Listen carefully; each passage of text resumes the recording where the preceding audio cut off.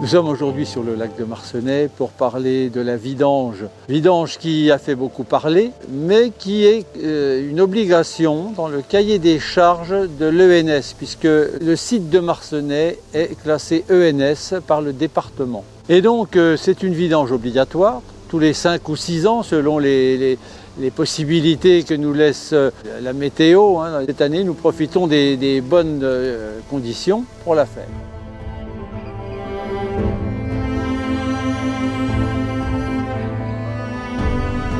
C'est un travail qui commence tôt le matin en fait, donc on fait une ouverture de vanne aux aurores avant le lever du jour pour essayer d'attirer les poissons en aval du plan d'eau dans la pêcherie. Et donc on les fait descendre dans la pêcherie là qu'on voit derrière nous. Donc c'est un bassin en béton sur lequel on peut marcher facilement et dans lequel c'est plus facile de tirer un filet.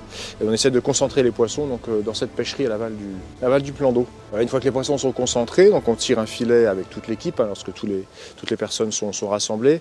Donc c'est un filet à poche qui fait une trentaine de mètres de long. On le tire dans la pêcherie pour concentrer les poissons.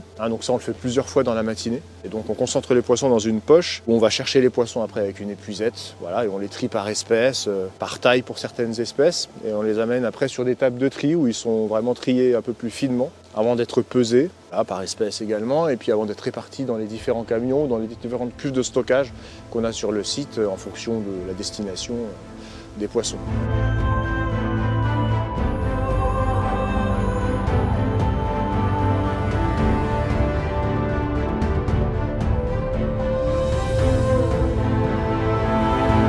Nous avons des tables de tri qui nous permettent donc de catégoriser tous les poissons et d'enlever les poissons nuisibles et invasifs. Bonne surprise, nous n'avons que des perches soleil en poissons invasifs et nuisibles, pas de poissons-chat et puis pas de présence de silure cette année non plus. Ce qui doit expliquer sans doute la grande quantité de brochets et brochets de belle taille que nous avons trouvés.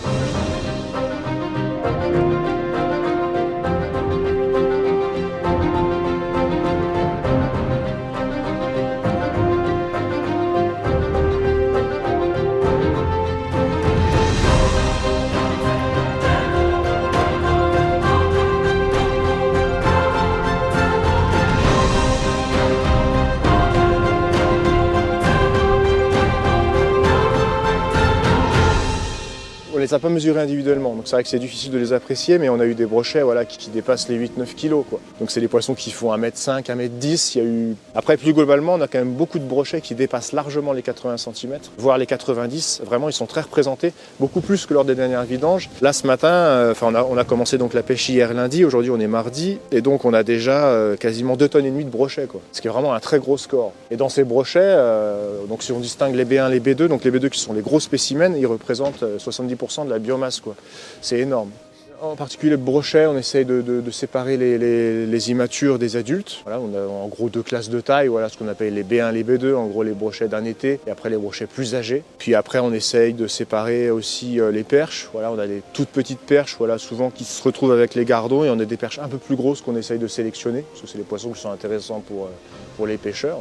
En ce qui concerne les autres espèces, sur le lac de Marcenais, on a moins de 10 espèces. On a donc la carpe commune, avec différentes formes qui sont présentes. Ce matin, on a vu qu'il y avait des formes communes, des formes à miroir, des formes lignées. C'est vrai que c'est intéressant, une belle diversité.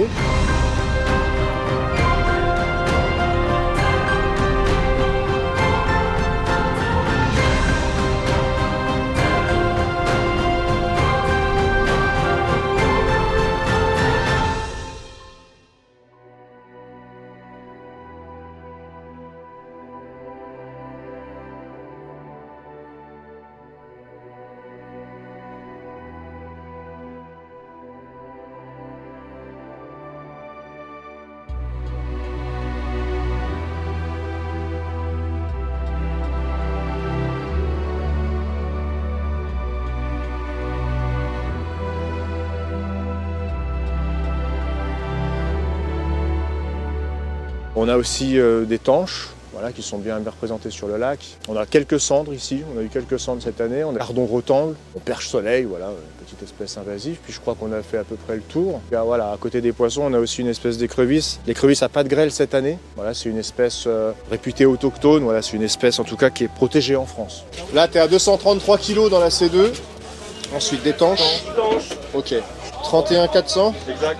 Donc là c'est sur 6, on va les mettre dans la cuve 2 grise. 13,60, Val de Saône C2. L'étanche. C'est que l'étanche? Oui. Oui, tu peux. Pardon, 11 kg 400. Parce que, ouais, 11 kg 400. Ça marche. Gardons 24 400. Ok, donc C'est là, la faut... 3, hein. il va le mettre dans la 3. 24 300, ok, ça marche. Val de Saône C3. Le poisson sera remis rapidement dans l'étang puisque la remise en eau aura lieu dès la fin de la pêche, c'est-à-dire dès la fin de semaine puisque nous pêchons jusqu'à vendredi soir. Et dès vendredi soir, l'étang sera remis en eau pour pouvoir réintroduire à peu près la moitié du cheptel qui aura été sorti et les beaux spécimens pour favoriser la reproduction, la fraie et puis pour pouvoir permettre aussi la pêche à l'ouverture du 25 avril, l'ouverture du brochet le 25 avril, puisque la pêche est fermée à Marcenais jusqu'au 25 avril.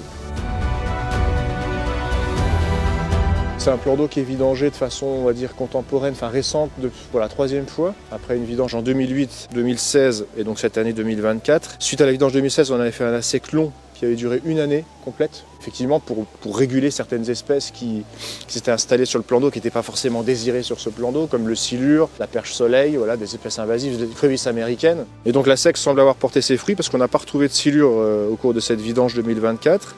On n'a pas retrouvé des crevisses américaines. Voilà, puisqu'elle a été remplacée en tout cas par une écrevisse autochtone, ce qui est vraiment un fait intéressant. Et puis la perche soleil, voilà, on n'a pas des quantités qui sont pour l'instant, en tout cas, elle est présente, mais en tout cas pas en densité folle.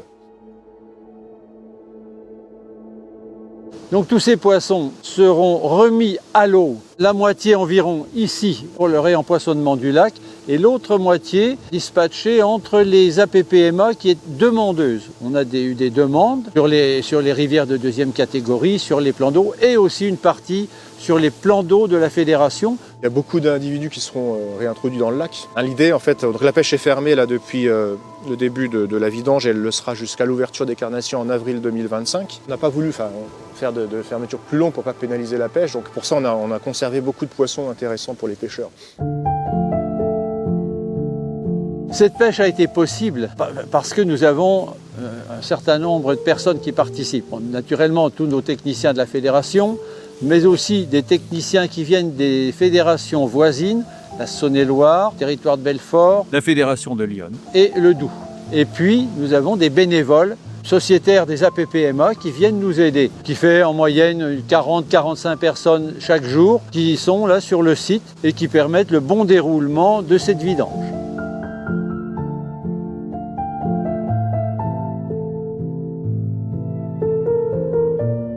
Nous avons aussi un matériel conséquent d'engager, nous avons des camions de notre fédération, mais également nous avons la fédération de Saône-et-Loire qui nous prête un camion important qui permet d'emmener beaucoup de poissons sur des sites assez éloignés, et puis la participation et l'aide d'un pisciculteur, M. Guérin de Saône-et-Loire, nous aide particulièrement bien. Et vraiment je remercie ces gens-là qui nous permettent de faire tout ça dans de bonnes conditions.